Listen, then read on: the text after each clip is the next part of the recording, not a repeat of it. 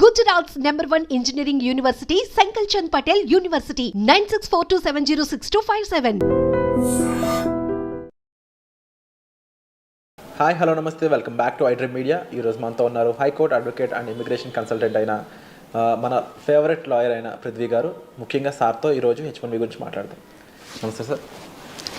పృథ్వీ గారు, మీరు వచ్చారంటే మన ఆడియన్స్ అందరూ H1B గురించి అప్డేట్స్ ఏంటి, ట్రంప్ వచ్చాడు అప్డేట్స్ ఏంటి అని అడుగుతూనే ఉంటారు. కామెంట్ సెక్షన్లో వేల కొద్ది కామెంట్స్. ఇప్పుడు ప్రస్తుతం అడుగుతున్న కామెంట్స్ ఏంటి అంటే, పృథ్వీ గారిని అడగండి, అసలు ఎంతమంది H1B మీద వెళ్తూ ఉంటారు, వెళ్ళిన వాళ్ళు ఎంతమందికి H1B వీసా అప్రూవల్ అవుతుంది, తర్వాత గ్రీన్ కార్డ్ ప్రొసెసర్ ఏంటి, దీని ఓవరాల్ విషయం మీద మాకు ఒక క్లారిటీ ఇస్తారని అడుగుతున్నారు. మీరేం చెప్తారు? విరాట్, ఇక్కడ మనకి ఇమిగ్రెంట్స్ అండ్ మైగ్రెంట్స్, ఇమిగ్రెంట్స్లో ఇమిగ్రేషన్ పాలసీ అంతా కూడా అక్కడ ఇమిగ్రేషన్ అండ్ నేషనల్ యాక్ట్ కింద వాళ్ళు అక్కడ మనకి నిర్దేశిస్తారు ఎట్లాగా వీళ్ళని తీసుకుంటారని. వీళ్ళు ఎల్పిఏ అంటారు, అంటే ఇప్పుడు గ్రీన్ కార్డ్ హోల్డర్స్. వాళ్ళు అంటే అక్కడికి వెళ్ళి ఎల్పిఏ అప్లై తీసుకుని వాళ్ళు అక్కడ రెసిడెన్షియల్లో ఉన్నవాళ్ళు 6,75,000 పర్ ఇయర్ తీసుకుంటారు. ఓకే, అంటే సంవత్సరానికి వచ్చేసరికి మొత్తం వరల్డ్ నుంచి 6,75,000 మందిని మాత్రమే అక్కడ గ్రీన్ కార్డ్స్ ఇస్తారు, అందరికీ ఇవ్వరు. వాళ్ళు ఎవరు అంటే అక్కడికి ఆల్రెడీ ఉండి ఒక 5 years నుంచి ఉండి, లేకపోతే లాంగ్ టర్మ్గా ఉండి వాళ్ళు అప్లై చేసుకున్న వాళ్ళని అక్కడ తీసుకుంటారు, గ్రీన్ కార్డ్ తీసుకుంటారు. గ్రీన్ కార్డ్ ఇచ్చేటప్పుడు కూడా ఒక నిష్పత్తి ఉంటుంది. 7% ఏ కంట్రీ నుంచి కూడా మించకుండా చూసుకోవాలి. అంటే ఇండియా నుంచి వచ్చిన వాళ్ళు కేవలం 7% ఇస్తారు. ఓకే, అందుకని ఇండియా నుంచి వచ్చిన వాళ్ళకి 80% అట్లా రిజర్వేషన్స్ ఏమి ఉండవు, అక్కడ 7% తీసుకుంటారు. అండ్ ఈ ఎల్పిఏలో వచ్చిన వాళ్ళు, ఈ గ్రీన్ కార్డ్ హోల్డర్స్ మళ్ళీ ఫెసిలిటీ ఇస్తారు. వాళ్ళు పర్మనెంట్ వీసా వాటిగా సిటిజన్షిప్ కోసం they can apply for it. వాళ్ళకు 5 years తర్వాత సిటిజన్షిప్ వాళ్ళు. వీళ్ళకి సిటిజన్స్కి పెద్దంత డిఫరెన్స్ ఏమి ఉండదు, గ్రీన్ కార్డ్ హోల్డర్స్కిను సిటిజన్స్కి. గ్రీన్ కార్డ్ హోల్డర్ ఏ జాబ్ అయినా చేయొచ్చు, ఎక్సెప్ట్ మిలిటరీలో, ఆర్మీలో ఉండేటువంటి సర్టన్ జాబ్స్ తప్ప ఏ జాబ్ అయినా వాళ్ళు చేయొచ్చు. అంటే కంట్రీకి సెక్యూరిటీకి సంబంధించిన జాబ్స్ తప్ప మిగతా జాబ్స్ ఏదైనా చేయొచ్చు. వాళ్ళు సిటిజన్షిప్ ఎక్వైర్ చేసుకున్న తర్వాత సుపీరియర్ ర్యాంక్స్ తప్ప, ఆర్మీలో ఉండేటువంటి, మిలిటరీలో ఉండేటువంటి సుపీరియర్ ర్యాంక్స్ తప్ప మిగతా అన్ని జాబ్స్లో వాళ్ళు ఎలిజిబుల్ అవుతారు. వీళ్ళు కూడా నాన్ ఇమిగ్రెంట్స్ని తెచ్చుకోవచ్చు. ఆ ఫెసిలిటీ కూడా ఉంది బయట నుంచి. వాళ్ళెవరు? ఈ ఇమిగ్రెంట్స్ వాళ్ళ పిల్లలు 21 years లోపల పిల్లలు ఇంకో దేశస్తుని తెచ్చుకోవచ్చు. వీళ్ళు వాళ్ళ యొక్క స్పౌస్ని తెచ్చుకోవచ్చు. అంటే వైఫ్ అయితే హస్బెండ్ని, హస్బెండ్ అయితే వైఫ్ని తెచ్చుకోవచ్చు. ఎల్పిఏ వాళ్ళు. నేను అంటే అక్కడ ఉండేటువంటి బర్త్ సిటిజన్ కాదు నేను అంటారు, లేకపోతే అక్కడ ఉండేటువంటి అమెరికన్ గురించి చెప్పట్లేదు, ఇండియాకి వెళ్ళి నుంచి అక్కడికి వెళ్ళి గ్రీన్ కార్డ్ తెచ్చుకున్న వాళ్ళ గురించి చెప్తున్నాను. అండ్ ఆల్సో వాళ్ళ పేరెంట్స్ని తెచ్చుకోవచ్చు. వీళ్ళను కూడా కేవలం ఈ రకంగా తెచ్చుకునే వాళ్ళు కూడా ఒక నిష్పత్తి ఉంది. కేవలం వాళ్ళు 4,80,000 మాత్రమే తెచ్చుకునే అవకాశం ఉంటుంది. 4,26,000, 4,30,000 దానికి ఒక లెక్క ఉంటుంది.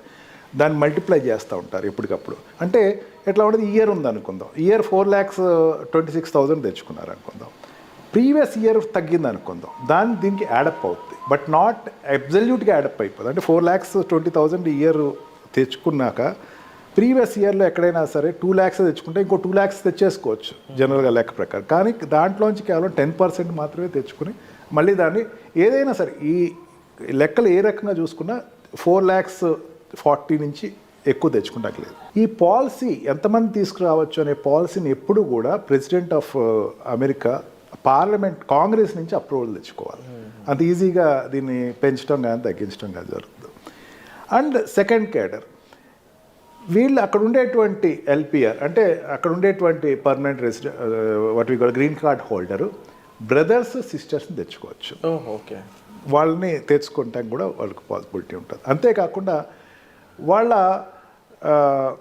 కొడుకు వైఫ్ని కానీ కూతురు హస్బెండ్ కూడా తెచ్చుకోవచ్చు. అక్కడ మనం సినిమాలో కూడా చూపిస్తారు, గ్రీన్ హస్బెండ్ వైఫ్ని గ్రీన్ కార్డ్ మీద తీసుకెళ్లారు, అవును అలా అని చెప్పేసి. బట్ బ్రదర్ అండ్ సిస్టర్ కానీ, సిస్టర్ అండ్ బ్రదర్ కానీ, బ్రదర్కి అది ఎలా వర్కౌట్ అవుతుంది? ఏ అగ్రిమెంట్ అని చూపించాల్సి ఉంటుంది? అలాంటి అగ్రిమెంట్ పారామౌంట్స్ ఏం లేదు. వాళ్ళు they want to live, I want to have time with them, I want to stay with them because they have no other residence. నా వాళ్ళకి ఏమీ లేదు అక్కడ, life long life long green card LPR కింద అక్కడ తీసుకొచ్చి టెంపరీగా తీసుకొచ్చుకుంటారు. తర్వాత వాళ్ళకి ఆటోమేటిక్గా గ్రీన్ కార్డ్ వస్తుంది. బట్ దే కెన్ బ్రింగ్, వాళ్ళు కూడా తెచ్చుకోవచ్చు. అంటే కాకపోతే ఇక్కడ ఉన్న స్థితిలో ఉన్న వాళ్ళకి ఏం పర్మిట్ చేయరు. కాకపోతే ఏంటంటే వాళ్ళకి మేము తప్ప ఎవరు లేరు అని చెప్పేసి చూపించాల్సి వస్తుంది. అదేవిధంగా ఓల్డ్ ఏజ్ పేరెంట్స్ వాళ్ళ పిల్లల్ని తెచ్చుకోవచ్చు. ఓకే, ఈ పారామీటర్స్ వీళ్ళ వరకు అలౌ చేస్తారు. వీళ్ళ వరకు ఈవెన్ అక్కడ ఉండేటువంటి సిటిజనే కాదు, ఈవెన్ గ్రీన్ కార్డ్ హోల్డర్ కూడా వాళ్ళు తెచ్చుకోవచ్చు.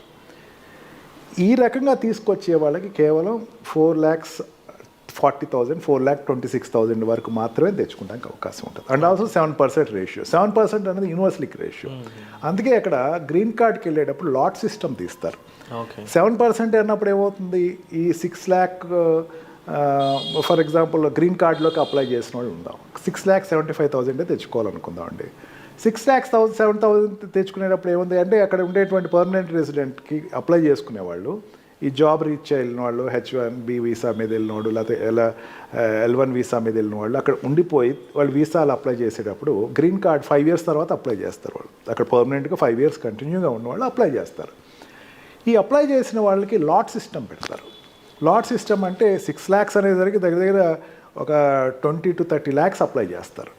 ఓకే, అవును, అన్ని కంట్రీస్ కలిపి. దాంట్లో మళ్ళీ నిష్పత్తిలో ఏ కంట్రీ నిష్పత్తిలో దాంట్లో లాట్ తీస్తారు.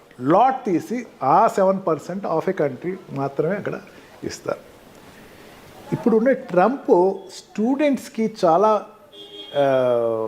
వెల్కమింగ్ పాలసీసే చెప్పాడు.